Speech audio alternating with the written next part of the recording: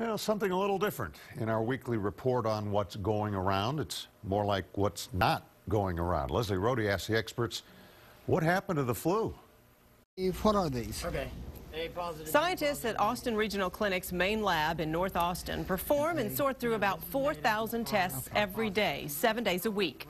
They come in from Travis, Williamson, and Hays counties. We get a line above the blue line, which is red, that tells us this is type A. This time of year, they're watching flu tests closely, but there haven't been that many to watch. This time of year, we're typically peaking, and we really are just in the very early stages of the flu outbreak.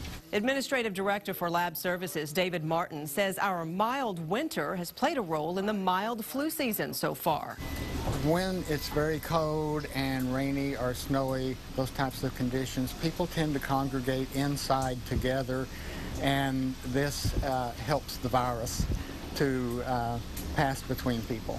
Austin Travis County Health's immunization program manager thinks another reason is the flu vaccine is simply easier to get. I think there's more access to services. I think there's a lot more access at the chain pharmacies, at the HEBs, at the CVS, Walgreens, and all of those locations. And we also have tried to do a really thorough job identifying sites throughout the county where we can do these big mass clinics. Martin says the flu virus is hard to predict, so there's no way to tell right now how hard the flu will hit us this season, but it will hit, likely within a couple of weeks.